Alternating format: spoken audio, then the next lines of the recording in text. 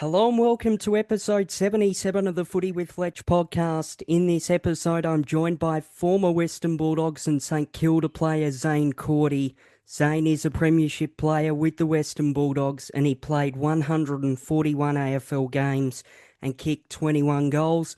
Hello Zaine, thanks for joining me on the podcast today. How are you doing? Very well, Fletch. It's a nice sunny day in Melbourne, which has been rare this spring. But no, going really well, mate. Going well. Rare indeed, the weather is perfect. How did you first get involved with footy, Zaine? I'd say mostly through family. Obviously, Dad played at Western Bulldogs as well. My two older brothers, definitely big football players. So I sort of followed in their footsteps and tried to be like them most of my time. But I actually didn't start playing footy until I was about 13. What was it like to start playing footy at the age of 13? Because it's a bit later to some other players. Yeah, well, Dad didn't really think much of the Auskick program. He said you get more out of having a kick in the backyard and playing with your brothers. So I did a lot of other sports though. Played basketball, athletics, cross country. I'm from Ocean Grove, so I did a lot of surf life saving as well. And then tennis. Tennis was the other major sport that I played. So yeah, I was a big sportsman. Let's just say that. And you mentioned that you were from Ocean Grove. You played your junior footy with the Ocean Grove Junior Football Club. What was that like for you? It was good. It was good. I actually didn't play as many games I would have liked down there. Because I went to Geelong College, I played Saturday sport in the APS system. So I only played a few games at Ocean Grove, but loved my time down there. Still got a lot of good mates down there that I try and catch up with as much as possible. But it's a lovely part of the world. Did you ever, you mentioned surf lifesaving, did you ever surf growing up or anything like that? A little bit of surfer, but once you start growing and realise you're a bit too uncoordinated to be on, to be on a surfboard, I quickly stopped doing that. And also broke my arm in year eight, so that sort of put my surfing career on hold. And you played with the Geelong Falcons in the TAC Cup. How did joining the Falcons come about?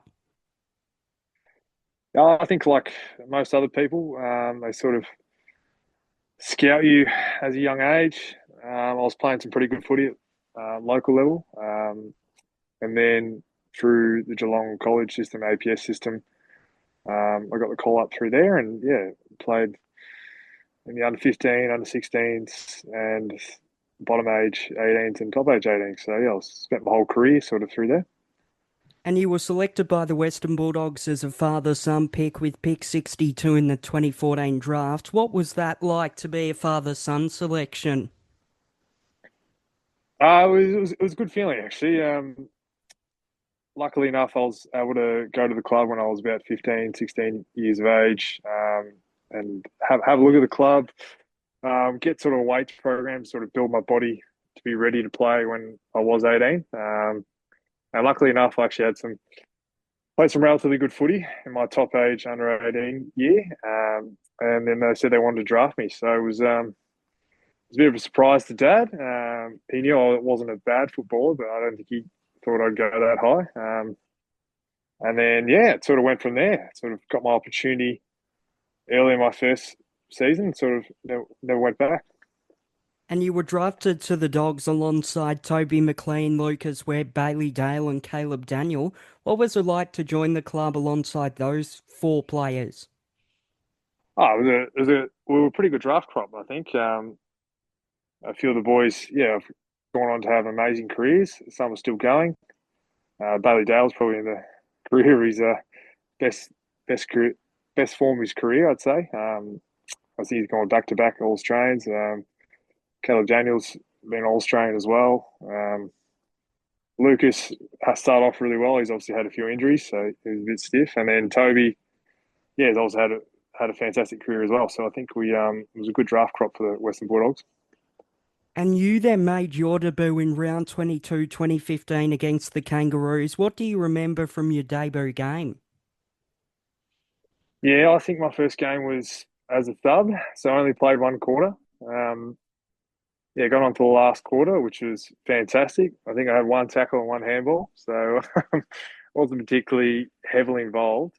But I think we did win that game as well, so it was great to be part of the first game and also a winning game. And then get your first Gatorade share was always very, very special. And what was it like to sing the song for the first time after that first win as well? It was fantastic, fantastic. It's something you definitely strive for coming up as a kid. You want to have that ultimate success, but also I think the hard bit is getting drafted and getting to play your first AFL game. So to achieve that was something I always wanted to do, and yeah, it was quite special to actually finally do it. And you played two games in your debut season. What did you make of your first season at the level as a whole? Yeah, I was a little bit injury ridden that first year. I think I lasted 6 weeks in preseason before I had to get a shoulder surgery. I kept dislocating my left shoulder, so it was pretty injury ridden, and that was a full ladder J reconstruction. So I think that was about a 12-week injury, and then once I did get back from that, I played 2 or 3 games in the VFL and then broke my thumb, which was another 6 weeks out. So it was a lot of injuries, and I think that was pretty good for me to have that in my first year. It does help build a lot of resilience, and I quickly found out that sometimes footy is a lot of negatives, and the best way to bounce back from that is just to get yourself right and get in the right mindset. And then at the beginning of the 2016 season, you signed a contract extension until the end of 2018. Was that an easy decision for you to make to remain at the Dogs? Oh, definitely, definitely. Obviously, only playing a couple of games in my first year, and then getting the option to sign another 2 years in the preseason of 2016 was sort of a no-brainer. Club obviously had a bit of faith in me, so I wanted to repay that faith with some good footy. And yeah, I did have a couple of injuries in 2016, but the body started to feel better, and I felt more mature at that stage. And you made the move from down back to being a centre half forward. What was that move like? Well, it was generally just out of necessity. I think we had a lot of injuries in 2016. I definitely wasn't the best player for the forward role at that stage. I definitely wasn't in the best 23, but given the amount of injuries we had, Bevo sort of swung the maggots around, and then I found myself up forward and obviously did a few things that he liked and remained there for the rest of the year. So you didn't play your first game in 2016 until round 19, and you then went on to play 9 games and kick 8 goals, including that premiership. How did you find that season as a whole? Yeah, it was a bit up and down, especially for, the Bulldogs as well. We started pretty well, but we just got hit by a lot of injuries. But I think the amazing thing about that season is we sort of everyone had written us off. We finished seventh, and no one thought we'd do much in the finals. The first finals, though, obviously over in Perth, and West Coast have been going pretty well at that stage. So um, it was a weird season, but I think we put together 4 of our best weeks of footy, and yeah, somehow ended up with a premiership. And it was a big win against the Eagles, a 47-point win. What did you sort of remember of that final as a whole? I think our start was very impressive. Um, Liam Picken and Clay Smith definitely led the charge. I think Pico had one of the best games I've seen, and especially his whole final series was amazing. And the same with Clay Smith; they were sort of two barometers that got us started. But I think we did put West Coast on the back foot very quickly, and they just couldn't quite recover. And we sort of, yeah, flowed on from there, and yeah, had a pretty easy win in the end. And then you defeated the reigning premiers Hawthorn in a semi-final by 23 points. That must have been a big confidence boost for the side to defeat the reigning premiers. I think so, and yeah, obviously Hawthorn had an amazing 4 years, I'd say, and yeah, to knock them off and finally get them out of the final series, I think was a huge boost in confidence. We were a relatively young side at that stage, and yeah, like I said, no one really believed that we could go that far, and we just sort of used that as fuel. And I think one of our big mottos was "Why not us?" Um, no one, no one particularly, even the media or the critics said, no, the Bulldogs are done. They won't go anywhere. So that was a lot of fuel for us, and we really fed off that. And then the prelim final, a 6 point win over the Giants on the road as well. That was a remarkable game of footy. What did you make of that game as a whole? I think still to this day, it's the best game I've been a part of um, in terms of the amount of lead changes, the intensity that the game was played, and yeah, it went down to the wire. It wasn't like anyone blew each other out of the way. It went down to the wire, and it could have gone anyway. So it was definitely one of the best games I've ever played in, and it was great to be part of. And the prelim final victory meant that the Western Bulldogs qualified for the club's first grand final since 1961. What was it like to be a part of that grand final and then ultimately Premiership side? Well, it was an amazing feeling. It was my 11th game in that grand final, and I sort of try to treat it as a normal game. But when you've got nearly 100,000 people screaming, um, it's pretty easy to become overwhelmed in that sort of setting. But I think the main thing for me was just to go back to what my role was at that time and play it as best as I could. And yeah, fortunately enough, we played well enough to get the win, and it was amazing feeling, not only just for the players, but I think for the whole footy community. We're sort of backing Footscray to finally get another premiership. And I still remember the next day on the Sunday going to Whitten Oval and seeing 40,000 fans on the field to congratulate us was surreal. And the whole suburb of Footscray was going absolutely insane. And obviously the moment with Luke Beveridge and Robert Murphy as well. Robert Murphy suffered that ACL, couldn't play in the grand final. What was it like to sort of, I guess, support him in the aftermath of winning the premiership? Yeah, it was obviously a tough pill to swallow for Bob. Um, obviously, an absolute gun of a player, but also as a human being and what he did for the Footscray Football Club.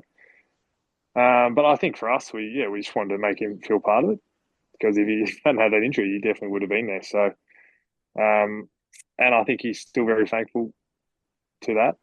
Um, but yeah, I think overall, I think the whole club's just sort of got around it.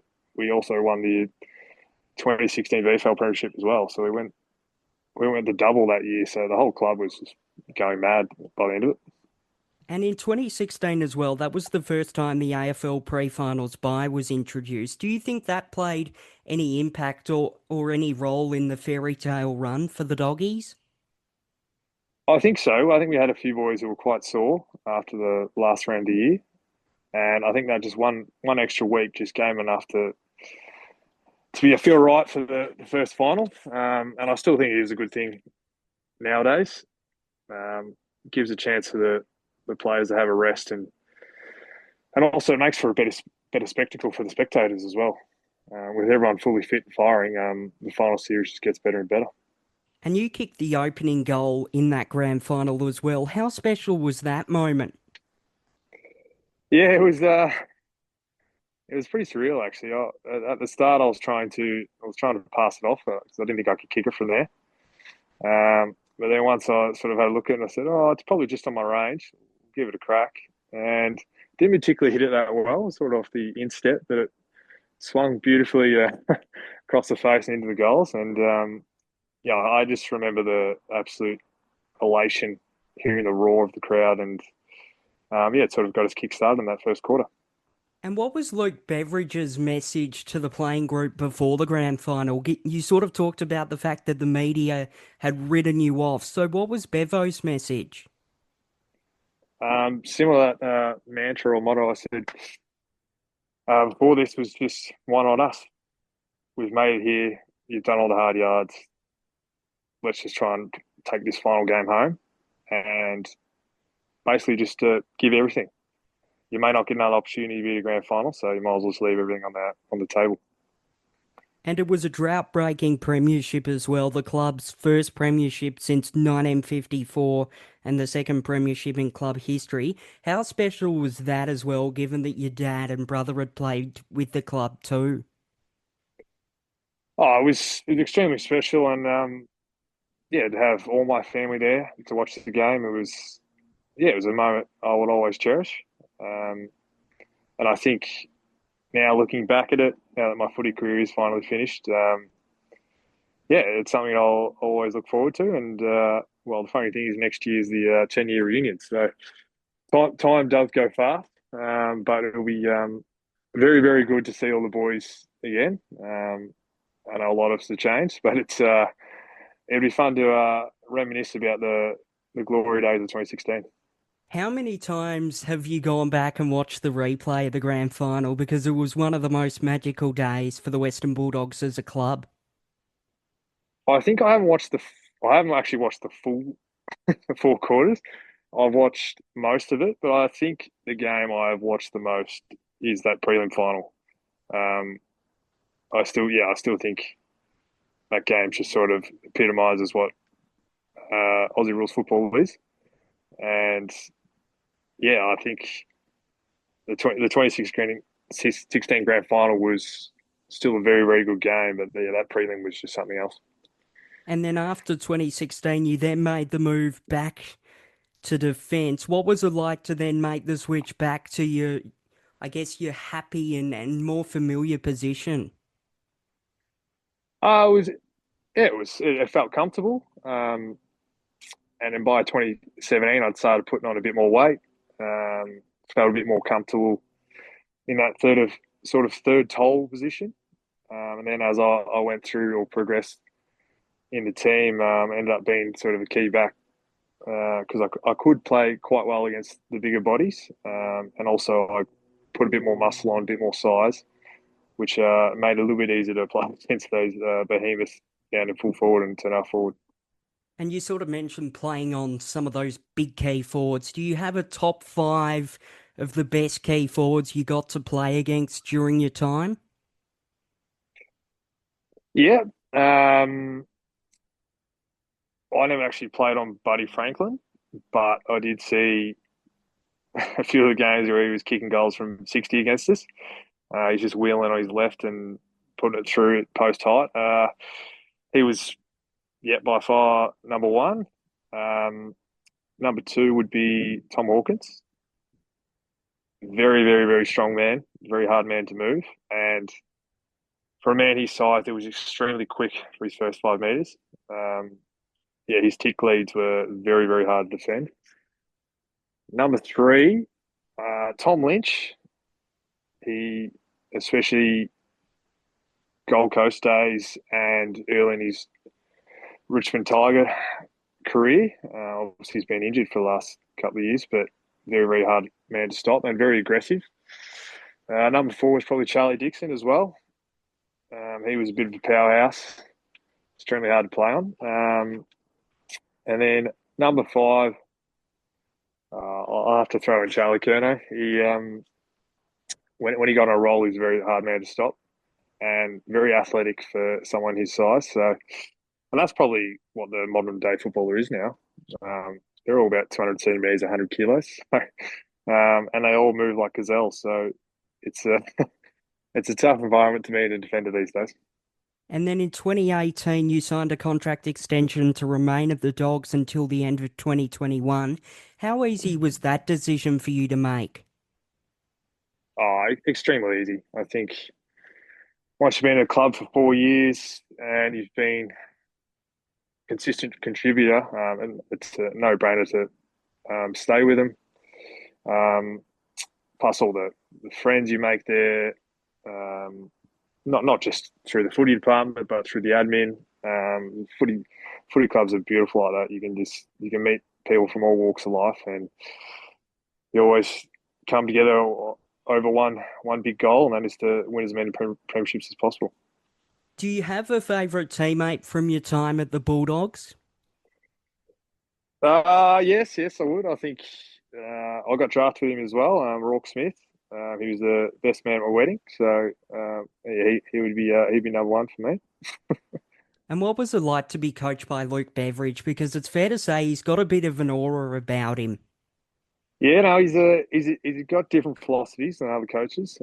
Obviously, having Ross Lyon as well. I've had both sides. Bevo is very philosophical. He loves to come up with some sort of concept or theme for the year, and that's what we're going to run with in terms of how we're going to approach the year, what's going to look like in terms of our goals. He's very philosophical, whereas probably Ross is more straight to the point. This is how we're going to play. You either jump on or you get off sort of approach. So yeah, Bevo is different in that aspect, but it's worked very well for him and for the club. And you joined St Kilda as an unrestricted free agent in 2022. How did that move to St Kilda come about for you? Yeah, it was a tough one. The Saints sort of popped up a bit later. I did have an offer from Western Bulldogs, but unfortunately, yeah, I think the Saints deal was probably a little bit too good to give up, and I was felt like a fresh start would be a good thing for me, change of scenery. So yeah, it was very tough to say goodbye to an environment that you've been in for 8 years and sort of that's been your whole adulthood. So, but I think in the end, I think it was the best decision for me. And do you sort of remember when you came to that decision that you were going to join the Saints? Yeah, I do remember. It was on a Monday, um, and I had to make a few phone calls. They weren't particularly the easiest phone calls. Ringing your coach, or the same coach you've had for 8 years, ringing the captain at the time, which was Marcus Montepelli. Um, they weren't easy conversations, and yeah, it was tough. I think, yeah, football is a great game, but it's also, I think, the thing I'll miss the most about it is those forming those relationships and the wonderful people you meet along the way. It is hard to say goodbye to that side of things. It's a wonderful game, but I think, yeah, the relationships is number one thing for me. And you played 23 games with the Saints from 2023 to 2025. How did you find your time with the St Kilda Footy Club? I thoroughly enjoyed my time at the Saints. Yeah, sort of went in there as an older head, I'd say, a little bit more, yeah, experienced, and yeah, they're an up and coming side at the moment. Um, they've been very aggressive this off season, which I think is a good move. They're they're trying to be aggressive and make those tough decisions, and hopefully what goes well for them. But no, I love my time there. I think footy clubs are all very similar. They've all always got those volunteers or people who've been in the club for 20, 30 years that you'll love just to pick their brain and figure out why would they do this job for 20, 30 years. And in the end, it's just for the passion. And I grew up watching either St Kilda or Footscray when they were growing up, and they just wanted to be part of the footy club. So, yeah, I think the Saints will do well. It might take them a few years, but I like the direction they're going. Were you surprised by some of the moves that they made in the off season? Not particularly. I knew they were going after Tom DeConey a fair bit, and they definitely wanted to keep Naz. Um, yeah, I think if they played a bit better, they might have got Naz for a bit cheaper. But I think all in all, he's going to be a superstar for him for a while. And yeah, Tom DeConing's a 25-year-old, 26-year-old who's come into his body. The big ruckmen always take a few years to come into their body, but yeah, he's looking primed and ready, and I think he'll make a very good combo with Rowan Marshall.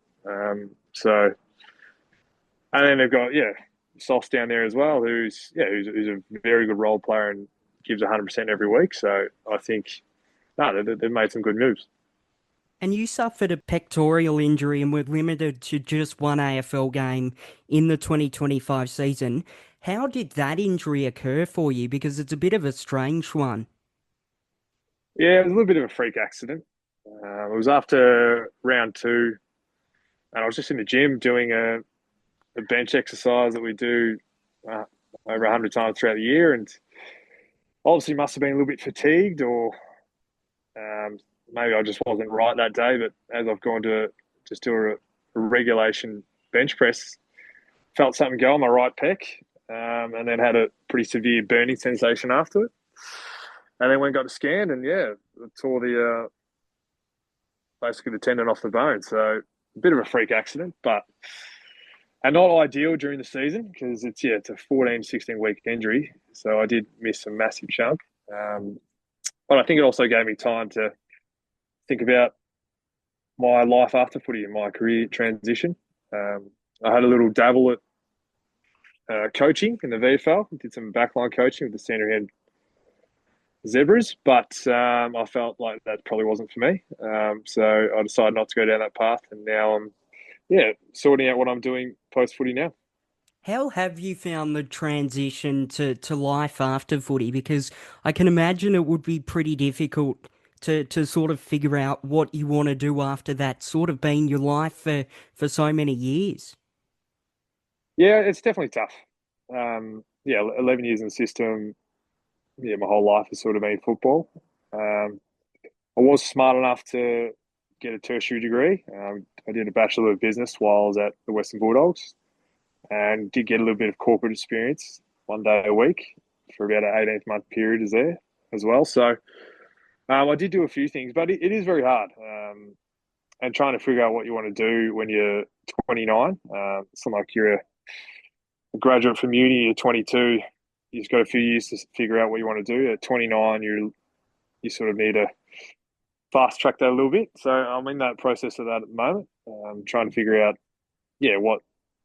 what job title would best suit me and what industry I'm most interested in.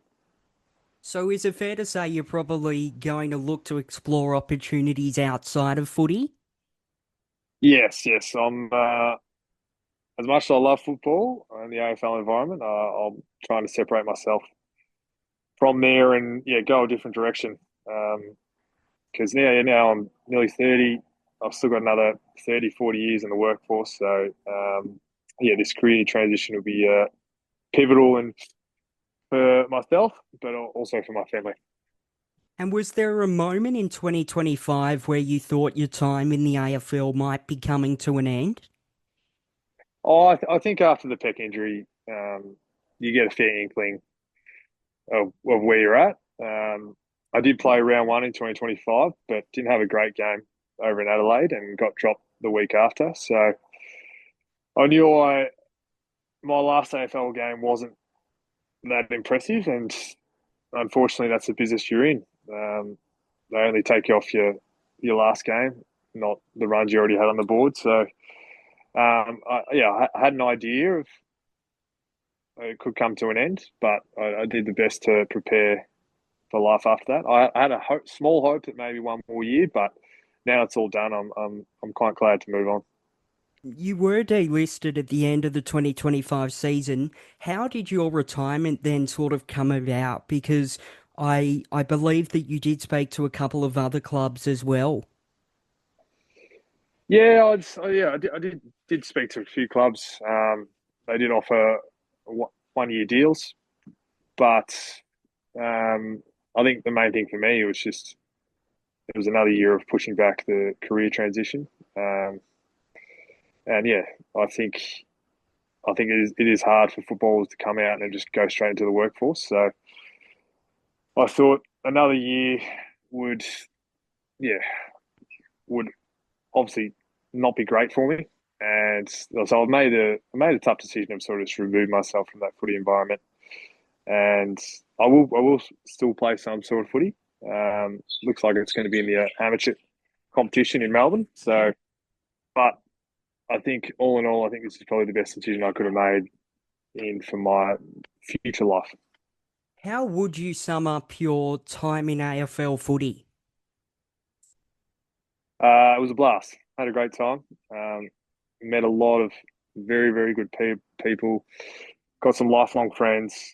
I was involved with two fantastic footy clubs, two blue collar footy clubs. I would say more of the working class, bit more grit, um, and definitely, yeah, definitely two clubs that want to win more premierships. And yeah, I think I was very lucky to be able to play for 11 years. And I think being able to win that premiership pretty early in my career was a massive bonus. Which club are you sort of going to support moving forward out of the Dogs and St Kilda? Because it must be pretty hard for you, I'd imagine. It is. It will be actually. Like I said, there's very good people at both clubs. I think I'll just keep it. I'll just be a general footy fan. I'll keep a interest and eye on both of them. But I don't think I'll choose one over the other. They were both very, very good to me. Helped me grow as a person, but also, yeah, made some very good friends along the way. So I'll definitely be cheering on both. Well, thank you so much, Zane, for your time today, and all the best of luck with your transition to life outside of footy. Thanks, Fletch. Really appreciate it, and thanks for having me on.